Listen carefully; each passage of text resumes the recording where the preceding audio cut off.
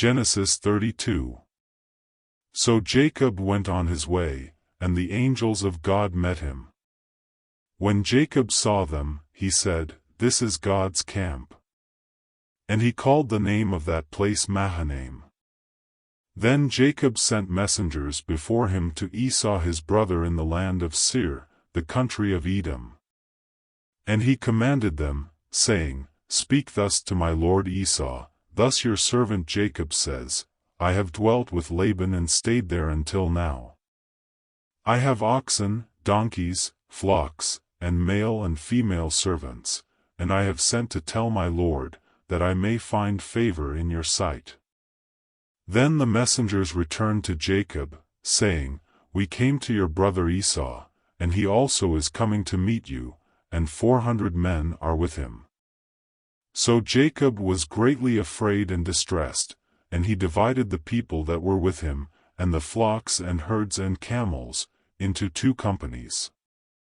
And he said, "If Esau comes to the one company and attacks it, then the other company which is left will escape." Then Jacob said, "O God of my father Abraham and God of my father Isaac, the Lord who said to me, Return to your country and to your family, and I will deal well with you, I am not worthy of the least of all the mercies and of all the truth which you have shown your servant, for I crossed over this Jordan with my staff, and now I have become 2 companies. Deliver me, I pray, from the hand of my brother, from the hand of Esau, for I fear him, lest he come and attack me and the mother with the children. For you said, I will surely treat you well, and make your descendants as the sand of the sea, which cannot be numbered for multitude." So he lodged there that same night, and took what came to his hand as a present for Esau his brother, 200 female goats and 20 male goats, 200 ewes and 20 rams, 30 milk camels with their colts, 40 cows and 10 bulls, 20 female donkeys and 10 foals.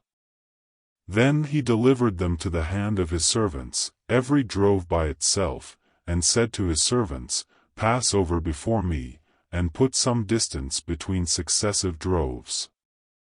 And he commanded the first one, saying, "When Esau my brother meets you and asks you, saying, To whom do you belong, and where are you going? Whose are these in front of you? Then you shall say, They are your servant Jacob's.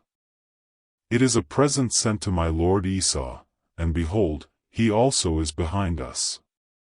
So he commanded the second, the third, and all who followed the droves, saying, "In this manner you shall speak to Esau when you find him, and also say, Behold, your servant Jacob is behind us. For he said, I will appease him with the present that goes before me, and afterward I will see his face, perhaps he will accept me." So the present went on over before him, but he himself lodged that night in the camp. And he arose that night and took his 2 wives, his 2 female servants, and his 11 sons, and crossed over the ford of Jabbok. He took them, sent them over the brook, and sent over what he had. Then Jacob was left alone, and a man wrestled with him until the breaking of day. Now when he saw that he did not prevail against him, he touched the socket of his hip, and the socket of Jacob's hip was out of joint as he wrestled with him. And he said, "Let me go, for the day breaks." But he said, "I will not let you go unless you bless me." So he said to him, "What is your name?" He said, "Jacob." And he said, "Your name shall no longer be called Jacob, but Israel, for you have struggled with God and with men, and have prevailed." Then Jacob asked, saying, "Tell me your name, I pray." And he said, "Why is it that you ask about my name?" And he blessed him there. So Jacob called the name of the place Peniel, for I have seen God face to face, and my life is preserved. Just as he crossed over Peniel the sun rose on him, and he limped on his hip. Therefore to this day the children of Israel do not eat the muscle that shrank, which is on the hip socket, because he touched the socket of Jacob's hip in the muscle that shrank. Genesis 33. Now Jacob lifted his eyes and looked, and there Esau was coming, and with him were 400 men. So he divided the children among Leah, Rachel, and the 2 maidservants. And he put the maidservants and their children in front, Leah and her children behind, and Rachel and Joseph last.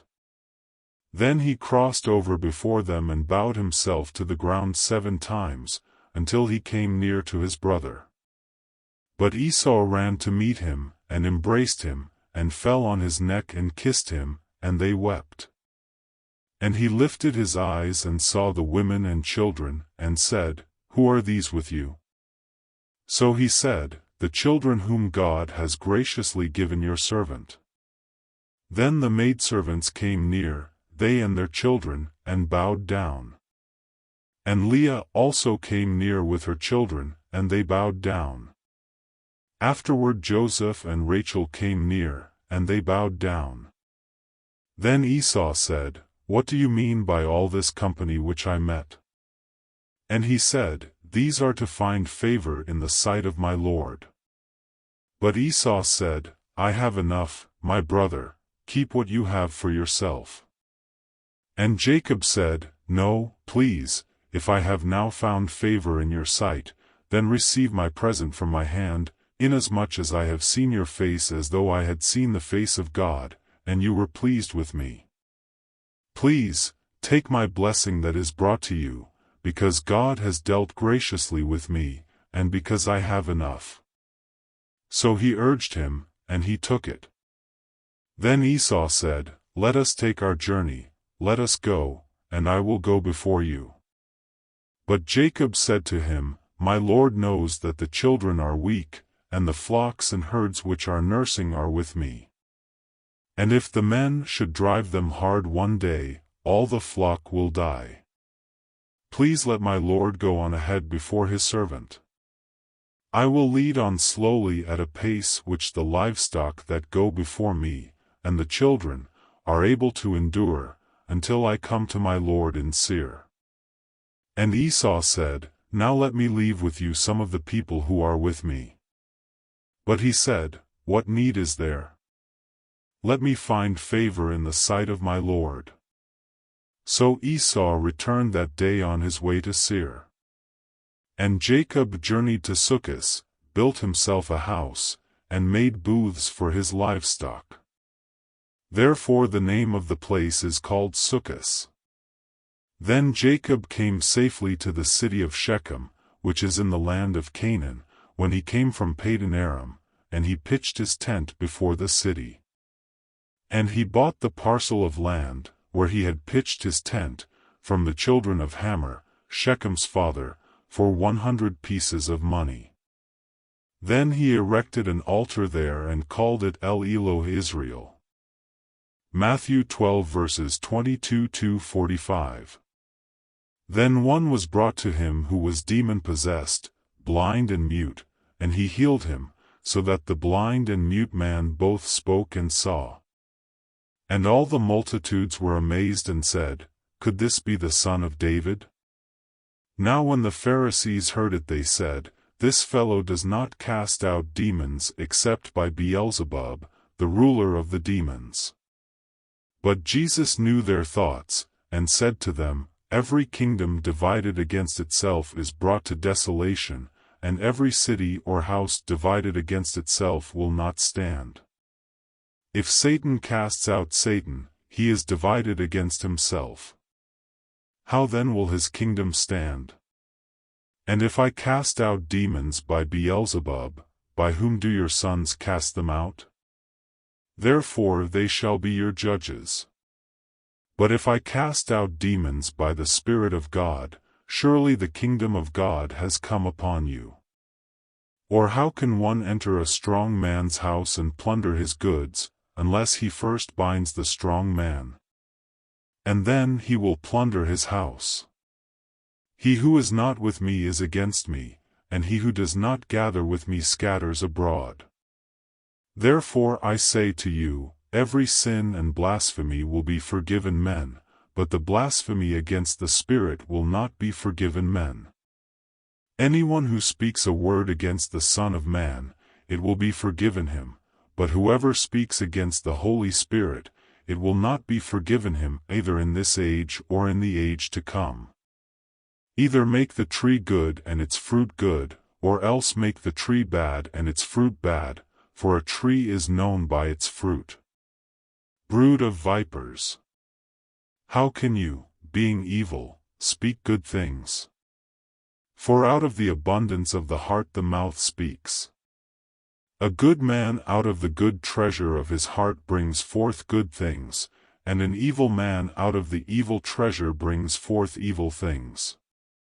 But I say to you that for every idle word men may speak, they will give account of it in the day of judgment.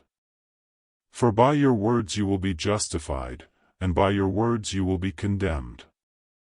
Then some of the scribes and Pharisees answered, saying, Teacher, we want to see a sign from you. But he answered and said to them, An evil and adulterous generation seeks after a sign, and no sign will be given to it except the sign of the prophet Jonah.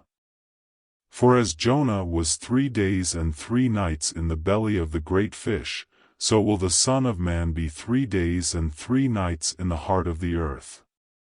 The men of Nineveh will rise up in the judgment with this generation and condemn it, because they repented at the preaching of Jonah, and indeed a greater than Jonah is here.